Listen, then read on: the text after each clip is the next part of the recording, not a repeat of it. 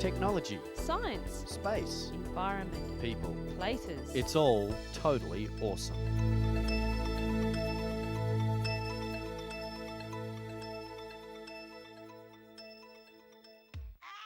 Hi and welcome to the show. Today, a very special patrol set up to save the lives of some endangered giants. Teaching these great hoppers a thing or two about road safety.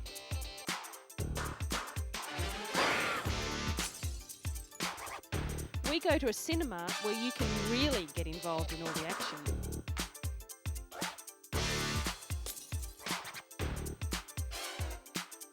And emu oil. Is it the new wonder tablet for those suffering from arthritis? We'll find out this week on Totally Awesome.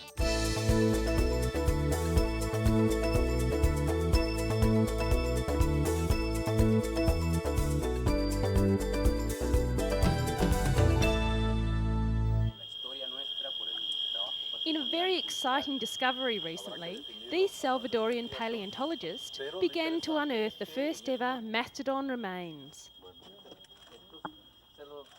Found in the small Central American nation, the fossils, which date back 6,000 years, were recently discovered just north of the Salvadorian capital.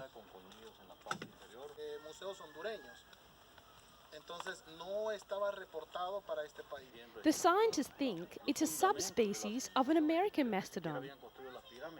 Work is now underway to uncover the giant bones that make up this magnificent animal. Archaeologists and paleontologists will work together to preserve the important discovery. According to the experts on site, the animal was a female and measured 5 metres tall and 6 metres long. The mastodon roamed the American continent 6,000 to 7,000 years ago. Discoveries such as this one help scientists trace the animal's footsteps and learn more about its origins. Not all sites are in an easy-to-get-at place though, and careful planning for the excavation is necessary. The bones were discovered by a local man as he was on his way to visit his friends. He thought it was a tree sticking out of the riverbank, but was taken by surprise to see a tooth and then some other pieces of the mighty animal. It is the most important find in the history of the country since the remains of the giant sloth were discovered in 1979. Who knows what other discoveries still remain to be found?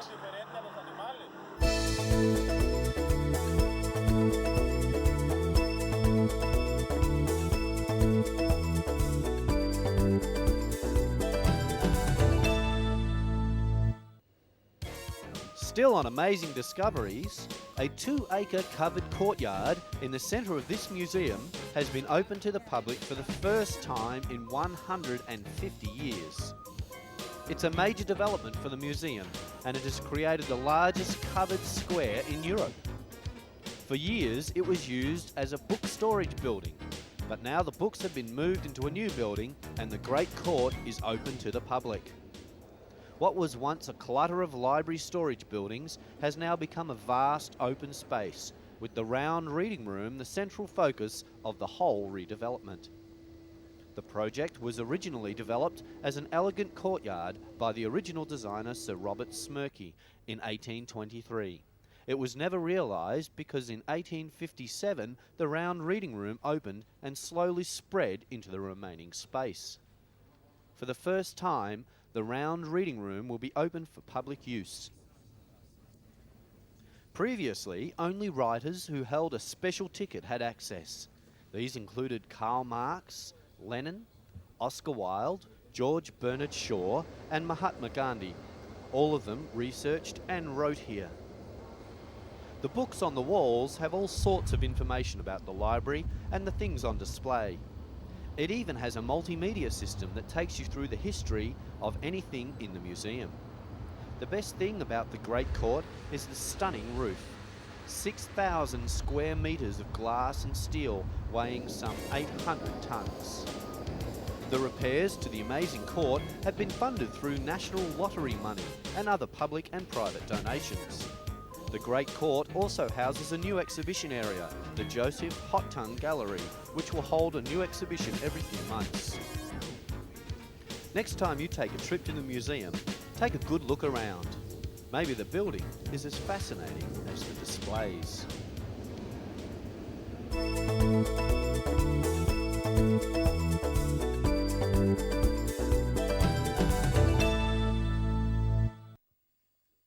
Here's one job that's head and shoulders above the rest. It's a unique patrol unit of 5 endangered Sumatran elephants and their handlers or mayouts. Their job is trekking through some of the world's toughest terrain in the Gayaan Lesser National Park in northern Sumatra.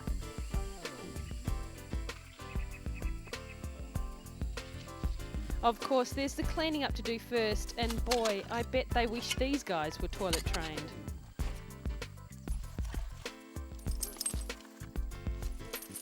Bound by chains isn't the nicest image to have. However, these giants are helping in so many ways to help the environment and save their own endangered species.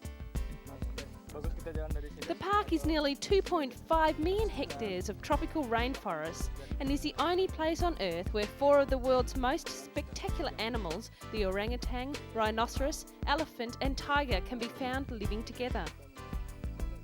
But the park and its rare animals are under threat from humans, whose presence has resulted in massive land clearing, illegal logging and poaching. The population of Sumatran elephants has plummeted to less than 600, and researchers believe the orangutan could disappear for good in 10 years. Set up 2 years ago by the European Union and the Indonesian government, the Elephant Patrol has become a successful unit in fighting the illegal logging and the loss of the elephant's natural environment. The Elephant Patrol unit says part of its success comes from fear. I mean, would you like to take on one of these giants? The National Park authorities have become frustrated because efforts to prosecute the businessmen behind the logging have failed.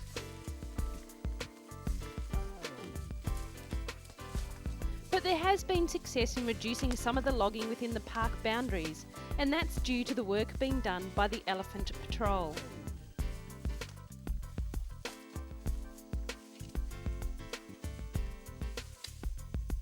In some unique way, you can say the tame elephants are doing their bit to protect the wild elephants.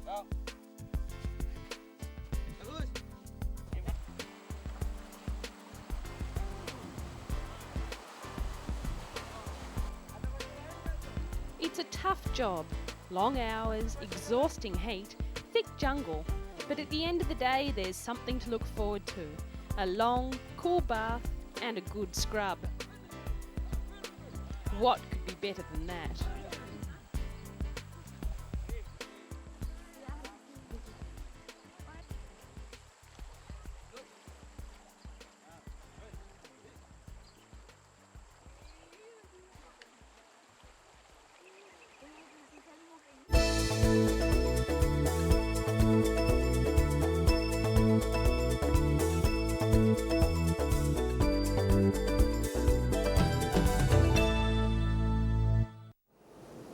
It could be anybody's worst nightmare, a fire breaking out on board an aircraft.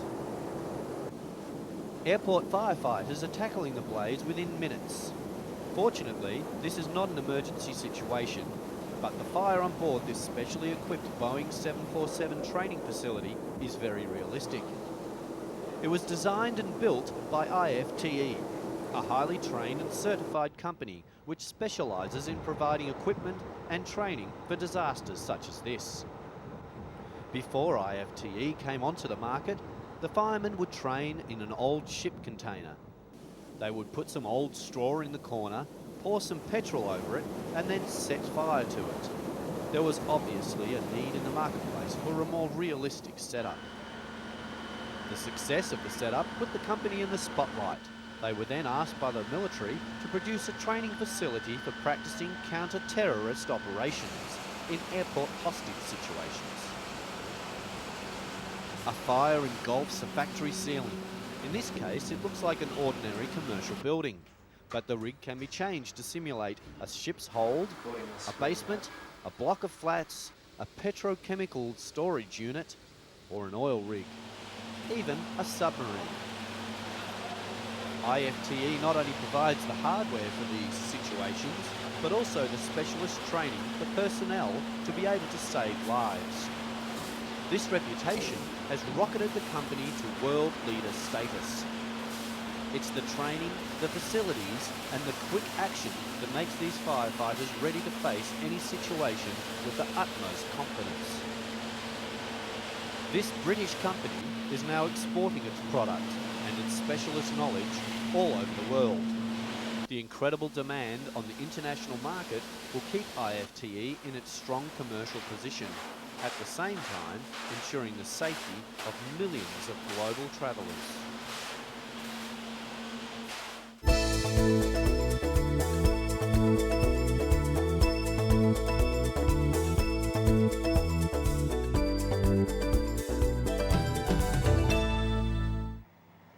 These guys might look cute, but they're not that smart.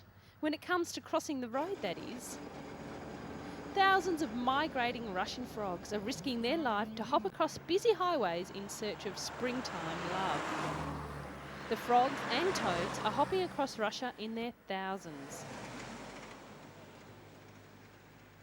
Many of them are literally at the crossroads of their lives, risking danger in the form of high-speed trucks and cars at every jump.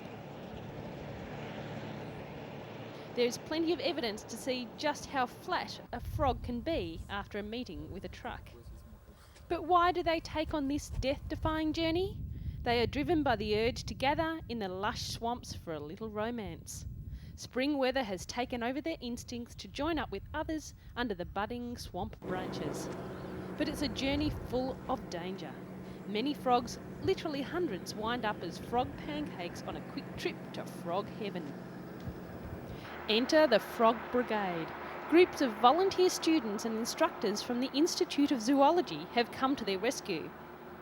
They've formed a two-line protection net, a winding frog wall to keep back most amphibians, and a brigade of frog scoopers to deal with the champion jumpers. It's a kind of prison of love. Mind you, there's always one that has to break the rules.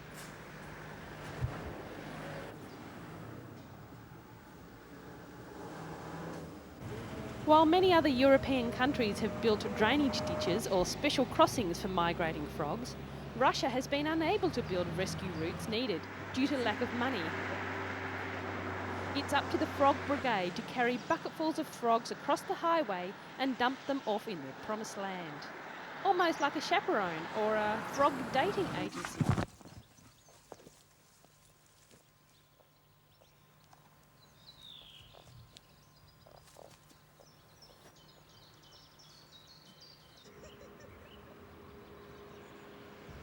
Alive and well, the frogs are able to concentrate on the important matters in a frog's life.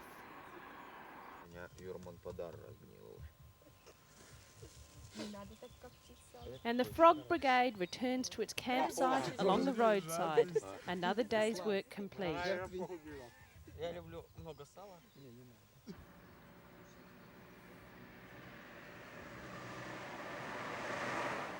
The Frog Brigade, making the world a safer, more romantic and somewhat less tragic place for frogs.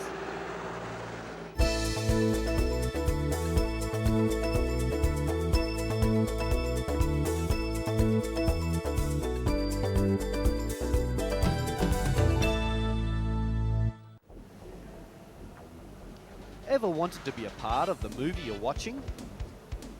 Fight with Lara Croft, drive in a car with Stuart Little, or swim in the ocean like Banjo.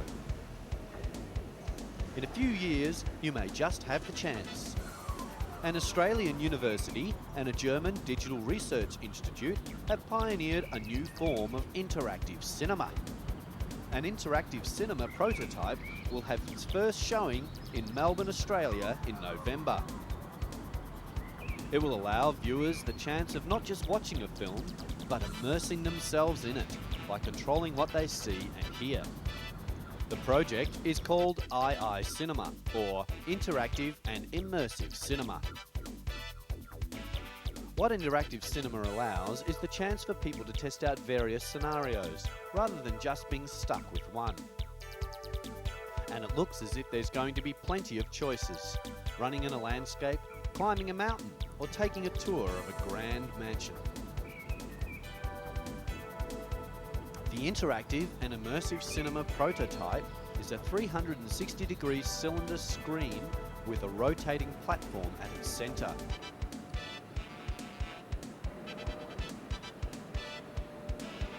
A projector on top of the platform projects the film onto the screen, while the viewer can rotate the platform or zoom in to particular points of interest in the image.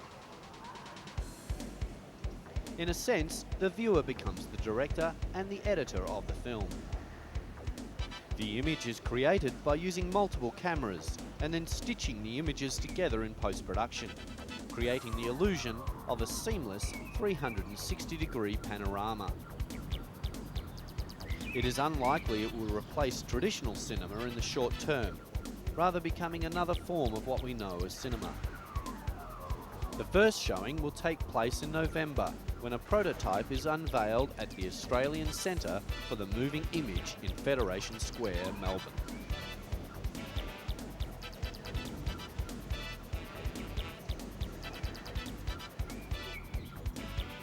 It will be there that viewers will be able to surround themselves in panoramic Melbourne streetscapes and blend in with the whole cinema experience.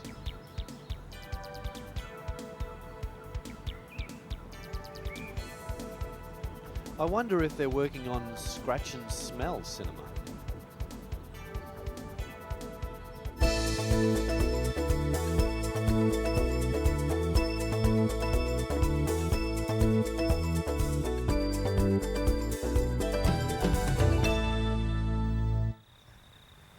The Australian emu.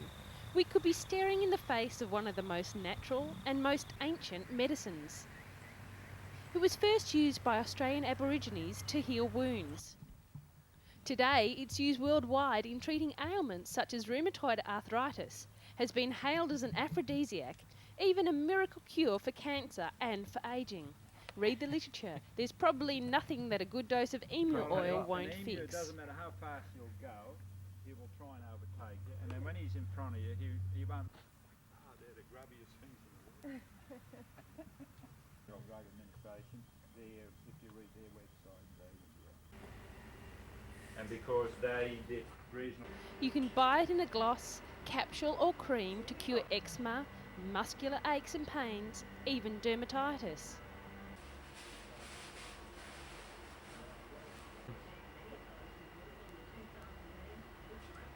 Its uses are so endless. You can even have it in an emu pie. All in the name of good health. But it's all just word of mouth. There's no scientific proof that emu oil actually works.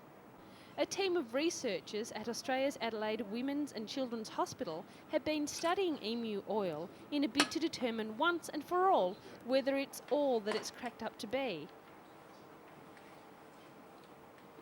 Led by Dr. Tony Ferranti, they've conducted extensive mouse trials, and they're about to embark on human clinical trials using emu oil to treat rheumatoid arthritis.